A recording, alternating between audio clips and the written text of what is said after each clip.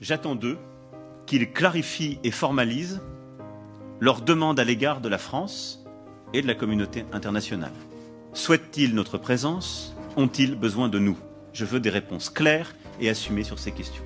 Je ne peux ni ne veux avoir des soldats français sur quelque sol du Sahel que ce soit, alors même que l'ambiguïté persiste à l'égard de mouvements anti-français. Je souhaite que nous puissions organiser une présence internationale plus forte et structurer au Sahel une nouvelle coalition autour de nous, en lien avec nos partenaires européens déjà présents.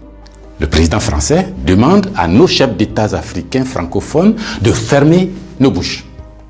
Parce que, selon lui, nous cultivons un sentiment anti-français. Mais vous savez très bien que c'est faux. Monsieur le président Macron, il n'y a pas de sentiment anti-français ici. Ce que vous appelez sentiment anti-français, d'ailleurs, comment vous allez présenter ça? Je suis en train de parler en français là. J'ai rien contre le français en tant que langue. Je parle pas en sénoufou ou en djoula ou en serer ou en wolof ou je ne sais quoi, soninké, bambara ou quoi d'autre. Je parle en français. Je n'ai rien contre le français. J'écris, je m'exprime, je travaille en français.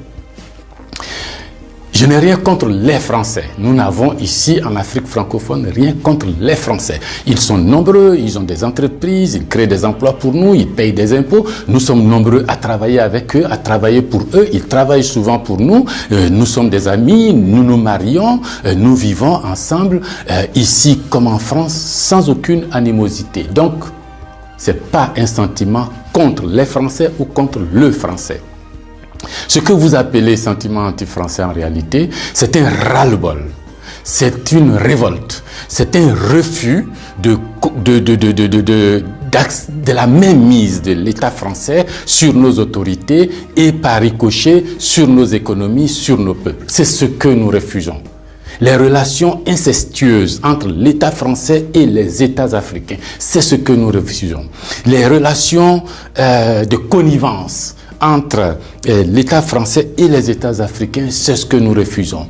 Parce que simplement ces relations étouffent la démocratie. Ces relations étouffent le respect des droits de l'homme. Ces relations étouffent la possibilité que nous devons avoir de demander des comptes à nos dirigeants. Ces relations étouffent l'expression plurielle chez nous.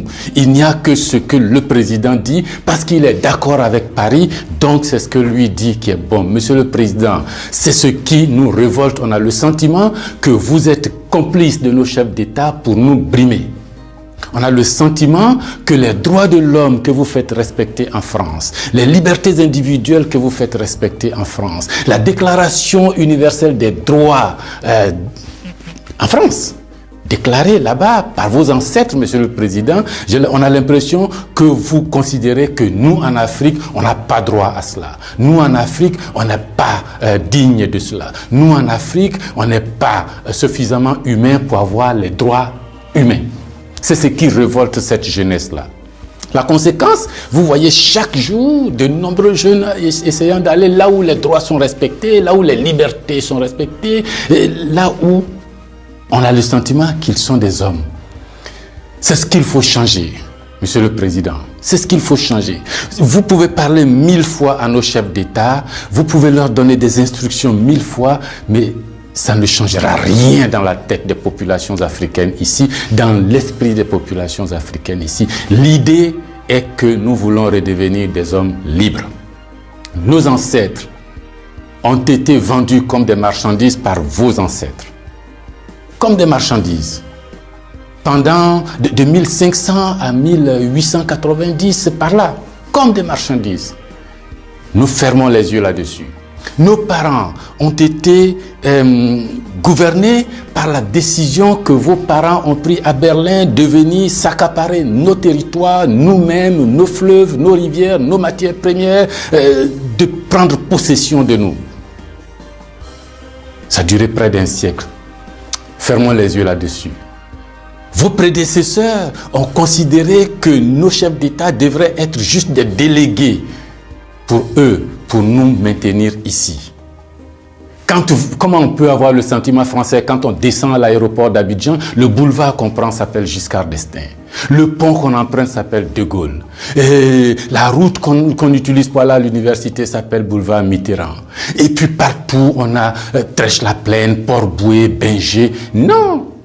Ce que la nouvelle génération veut, ce que nous voulons, c'est l'autodétermination. Que nos chefs d'État nous rendent compte ici, qu'ils ne soient pas obligés d'aller vous rendre compte pour se donner une certaine légitimité, comme Macron est d'accord avec moi, comme Chirac est d'accord avec moi, comme le chef d'État français est d'accord avec moi. Donc ici, vous allez faire ce que je dis parce que sinon vous allez avoir des problèmes. Monsieur le Président, tant que ça durera comme ça, les gens ici auront le sentiment que l'État français est complice de leur brimade, de leur pauvreté, de leur chômage.